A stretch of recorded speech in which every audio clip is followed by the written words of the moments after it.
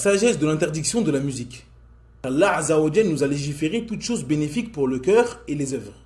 Il n'y a pas un bien pour le cœur et les œuvres sans qu'Allah Azza wa Jal ne nous l'ait indiqué dans son livre ou par le biais de son messager. S'il y avait dans la musique un bien pour le croyant, il ne fait aucun doute qu'Allah Azza wa Jal nous aurait appelé à cela dans son livre ou par le biais de son messager. Mais au contraire, Allah Azza wa Jal et son messager nous ordonnent de nous éloigner de cela. Ces interdictions nous montrent qu'il s'agit d'un mal qui pervertit le cœur de celui qui écoute cela. Il ne fait aucun doute que la musique a un impact sur le cœur et la raison d'une personne. C'est pour cela qu'il est rapporté d'Ibn Mas'ud, radiyallahu anhu, la musique fait pousser l'hypocrisie comme l'eau fait pousser les légumes.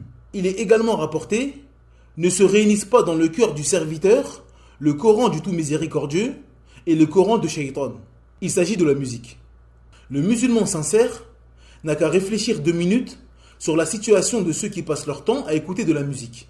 Lorsque des gens se réunissent pour écouter de la musique, cela est accompagné de frivolité, de perversité et d'insouciance vis-à-vis du rappel d'Allah Azza wa Jal. Il ne fait aucun doute que l'écoute de la musique est un obstacle et un ennemi à l'adoration. Avez-vous déjà vu une personne ou un groupe de personnes plongé dans l'écoute de la musique et en train d'adorer Allah Azza wa Jal au même moment? Nous voyons même chaque année des musulmans durant le Ramadan ne plus écouter de musique. Car ils savent pertinemment que l'écoute de la musique n'est pas compatible avec l'adoration d'Allah Azza wa Jal. Cependant, le Seigneur de l'univers qu'ils adorent durant le mois de Ramadan doit aussi être adoré durant les autres mois de l'année. D'après Aïcha radhiyallahu anha, le prophète sallallahu alayhi wa sallam est entré chez elle alors que 2 jeunes filles jouaient du douf. Abu Bakr radhiyallahu anhu leur a interdit de faire cela. Le prophète dit à Abu Bakr, laisse-les, chaque peuple a son jour de fête. Comme nous l'avons dit précédemment, tous les instruments de musique sont haram.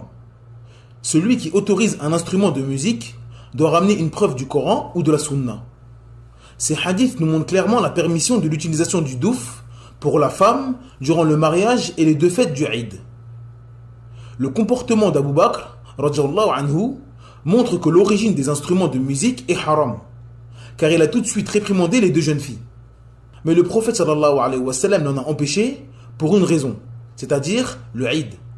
D'après Muhammad ibn Hatib radhiyallahu anhu, le prophète sallallahu alayhi wa sallam a dit: la limite qu'il y a entre le halal et le haram est le douf, et l'élévation de la voix durant le mariage. Ce hadith nous montre clairement la frontière entre le halal et le haram concernant les instruments de musique. Tous les instruments de musique sont haram, à l'exception du douf pour les femmes, afin d'annoncer le mariage ou durant le Eid. Cheikh Ibn Baz rahimahullah a dit: le douf est l'instrument qui possède une face pour être tapé, et l'autre côté est ouvert. Les femmes l'utilisent pour le mariage. Ceci est autorisé pour elles durant le mariage, car elles annoncent le mariage et chantent de façon naturelle et normale.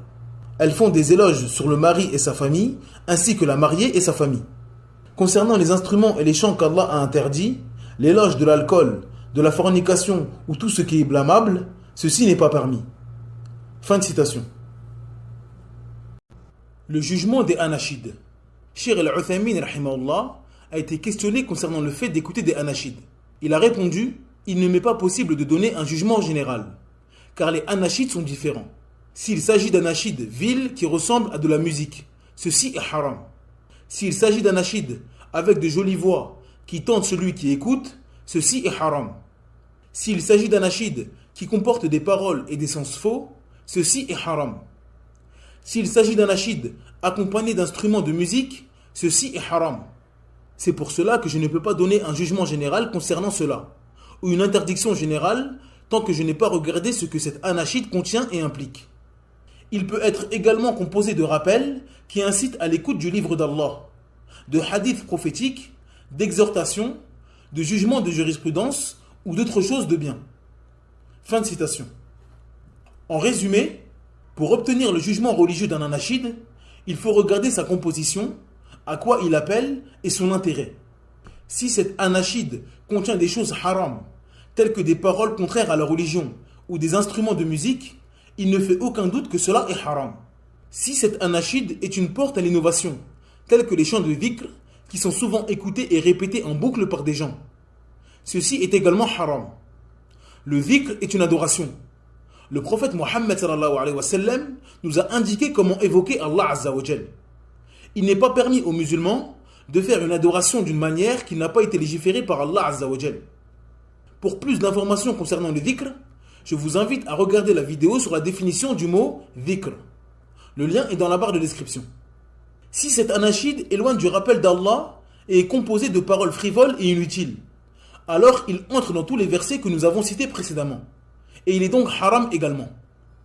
Par contre, s'il s'agit d'un poème sans instrument de musique, appelant à la religion d'Allah Azza wa Jal, la bonne croyance, les bons comportements, ou visant à expliquer et faciliter une matière religieuse ou un chapitre de la religion, il n'y a rien de mal.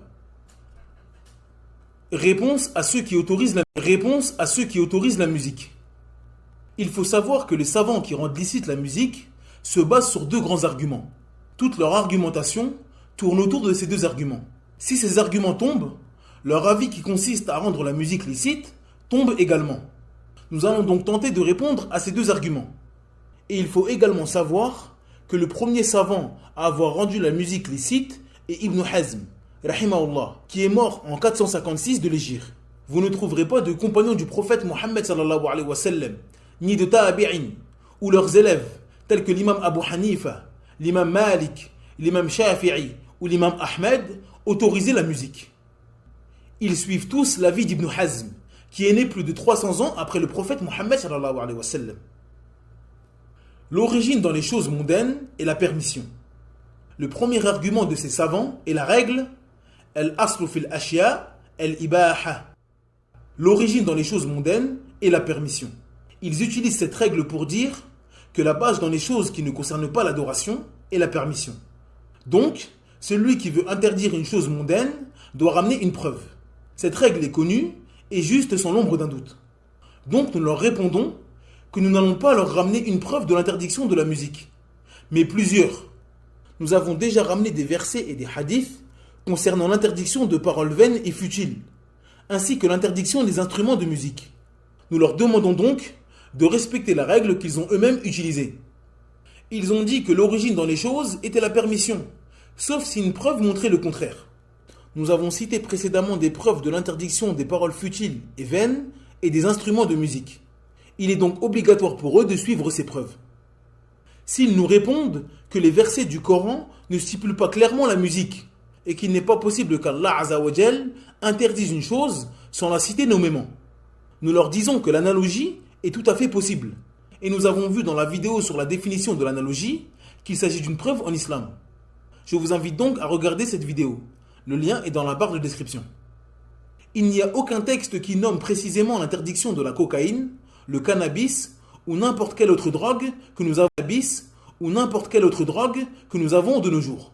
Cependant, je ne pense pas qu'il existe sur la surface de la terre un musulman qui doute du caractère illicite de la cocaïne, du cannabis ou de l'ecstasy.